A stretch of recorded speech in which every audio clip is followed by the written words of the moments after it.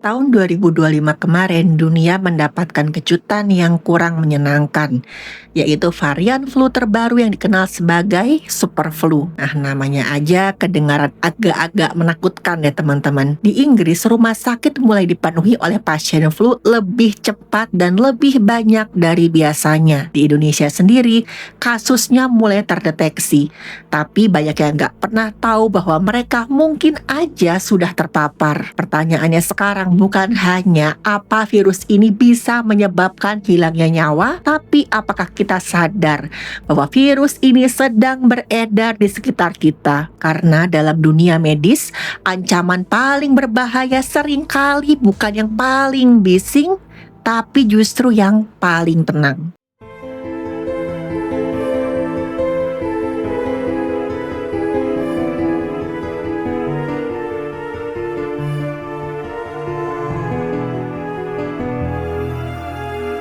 Halo, saya Dr. Stefani. Saya seorang dokter spesialis forensik dan medico-legal, dan saya belajar dari yang mati. Tahun 2025 kemarin di Inggris musim flu datang lebih awal dari biasa, dan keadaannya bisa dibilang cukup gawat. Penyebab yang mendominasi ternyata bukan sembarangan virus flu, tapi namanya influenza A H3N2 subclade K. Varian ini katanya menyebar cepat dan membuat banyak banget orang nggak siap. Kalau kita lihat sejarah, flu pernah menjadi penyebab hilangnya nyawa puluhan juta orang dalam pandemi tahun 1918. Tapi kita ingat ya, waktu itu dunia belum punya vaksin, antibiotik, atau pemahaman yang mendalam tentang cara menghadapi virus. Dan orang sering banget kehilangan nyawa bukan hanya karena virus flu, tapi karena pneumonia dan infeksi bakteri yang tidak bisa diobati pada saat itu. Sekarang kabar baiknya kita hidup di era di mana virus flu bisa diidentifikasi, dilacak, dan dipantau secara global dalam waktu yang nyata. Sistem kesehatan saat ini bisa mendeteksi lonjakan flu yang lebih cepat dan meresponnya sebelum menjadi bencana yang besar. Nah, pertanyaannya nih, apa artinya kita sudah benar-benar siap menghadapi virus flu varian baru? Virolog atau ahli virus menemukan fakta kalau ini bukan virus influenza biasa, tapi versi yang sudah berubah secara genetik alias struktur DNA-nya sudah berubah. Istilahnya virus ini sudah mengupgrade diri. Memang sebagian orang sudah divaksin influenza dan di tubuh mereka sudah ada antibodi untuk melawan virus ini. Tapi ingat, struktur DNA virus ini berbeda. Antibodi yang ada dalam tubuh mereka yang sudah divaksin influenza jadi kurang kenal dengan jenis virus ini. Vaksin influenza bekerja dengan memperkenalkan versi aman dari antigen ini ke tubuh, biasanya dari virus yang sudah dilemahkan.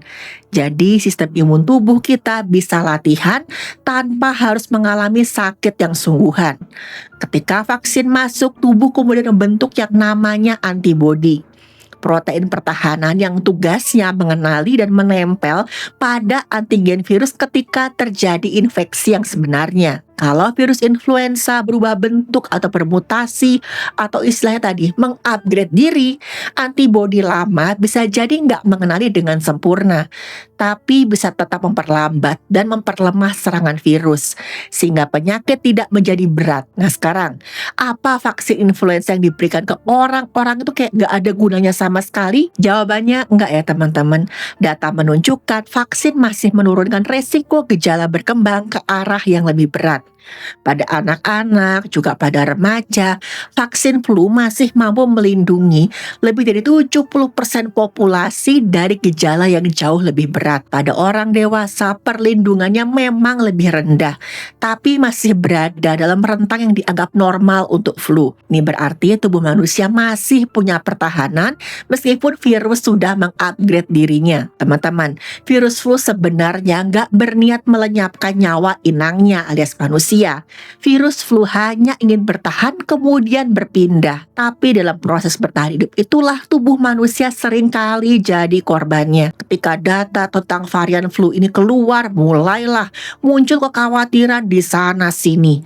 Apalagi tadi, dari sejarah virus flu sering menjadi tipe yang paling merepotkan, bahkan pernah melenyapkan nyawa puluhan juta orang. Tapi sains gak berhenti di laboratorium teman-teman, karena yang paling penting adalah apa yang terjadi pada tubuh manusia secara nyata. Para peneliti kemudian melihat data dunia secara nyata.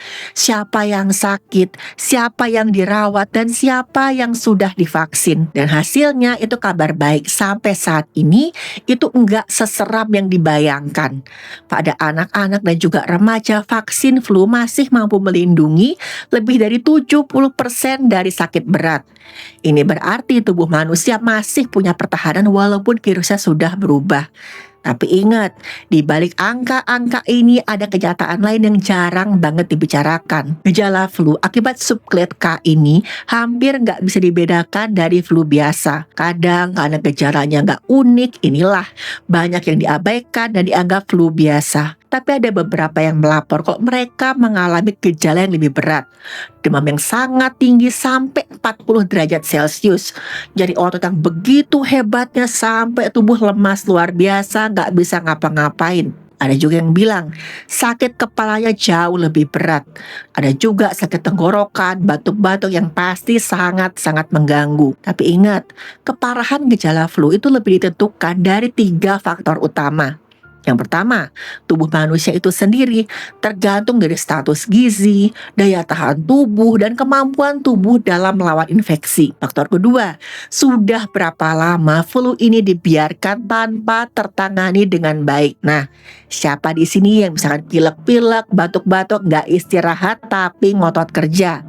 Ini salah satu faktor yang memperberat penyakit flu. Yang terakhir adalah virus itu sendiri. Semua virus influenza punya potensi menyebabkan penyakit yang berat bahkan sampai kehilangan nyawa. Lalu kenapa kok virus ini disebut dengan super flu? Yang pertama tadi karena penyebarannya cepat. Yang kedua datangnya lebih awal dari perkiraan datangnya musim influenza.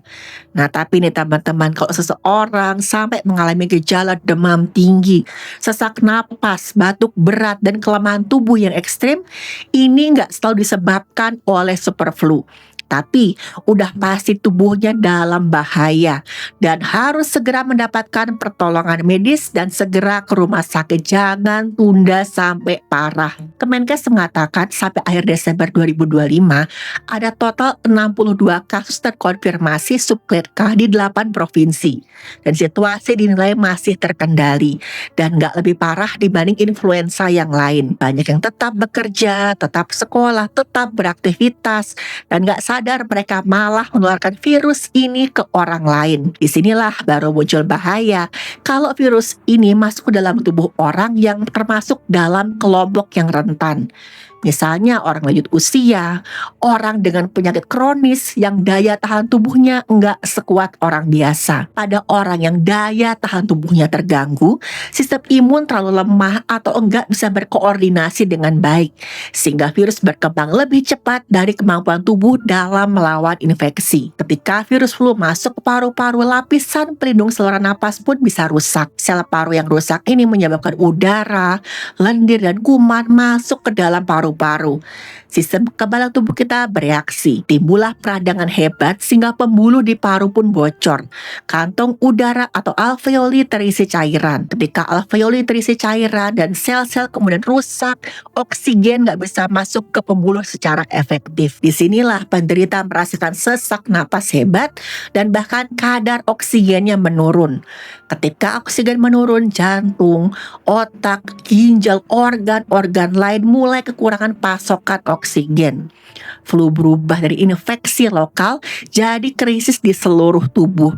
Dalam kondisi ini bakteri semakin banyak masuk dan mulai berkembang biak. Paru yang tadinya hanya diserang oleh virus ikut-ikutan diserang oleh bakteri. Dan teman-teman bayangin ketika radang paru semakin hebat, itu otomatis jaringannya jadi kaku dan sulit kembang kempis dengan normal.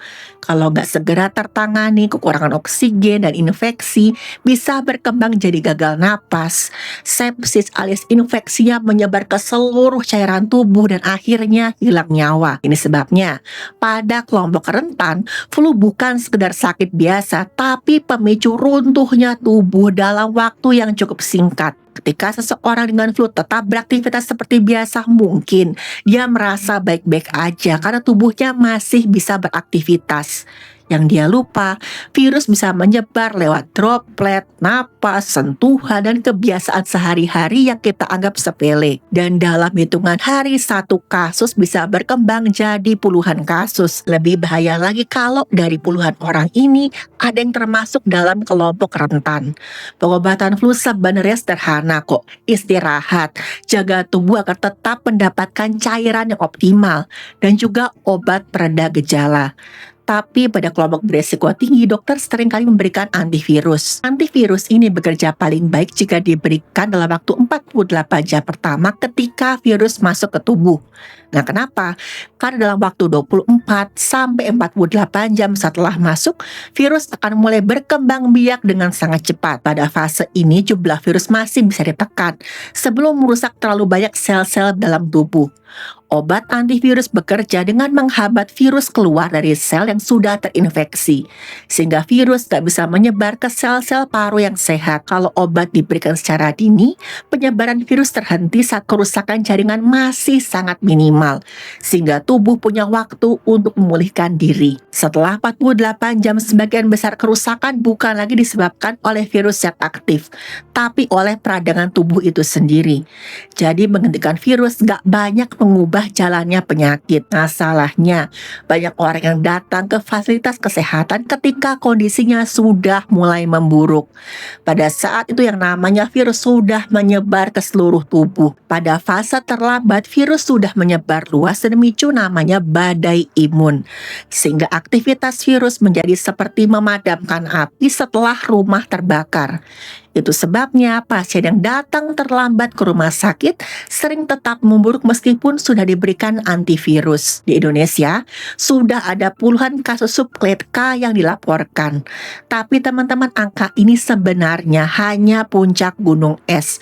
Masih banyak banget tipe virus flu yang enggak ketahuan jenisnya. Karena kita udah biasa nih menganggap sakit flu sebagai sakit ringan biasa, bisa sembuh sendiri. Sebagian besar orang dengan flu enggak dites PCR influenza, apalagi diperiksa genom atau jenis virusnya tadi. Akibatnya, banyak infeksi influenza berat nggak diketahui apa varian virus penyebabnya. Mungkin teman-teman masih ingat di masa pandemi dulu, kebiasaan kecil seperti batuk, bersin, atau salaman bisa menyebarkan virus.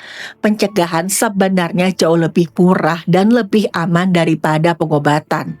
Vaksin flu mungkin nggak sempurna, tapi bisa menurunkan resiko sakit berkembang ke arah yang lebih berat. Masker, cuci tangan, dan ventilasi ruangan adalah pertahanan sederhana yang sering banget kita remehkan.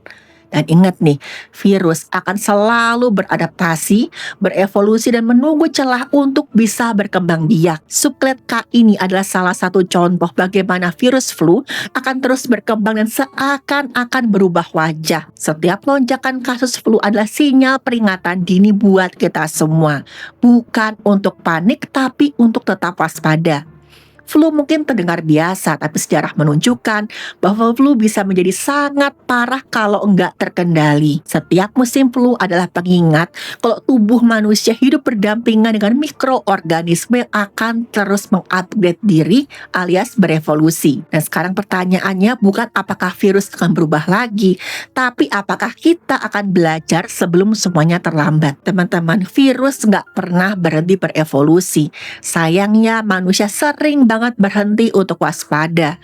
Penyakit yang kelihatan ringan bisa jadi bahaya kalau diabaikan, apalagi sampai disepelekan. Vaksin memang bukan jaminan kebal segala penyakit, tapi merupakan bentuk perlindungan terbaik yang dimiliki manusia saat ini. Menjaga diri saat sakit adalah bentuk tanggung jawab, bukan bentuk kelemahan. Dan ingat teman-teman, dalam dunia medis, ancaman paling besar seringkali datang bukan dari yang paling mengerikan, tapi dari yang paling sering diremehkan.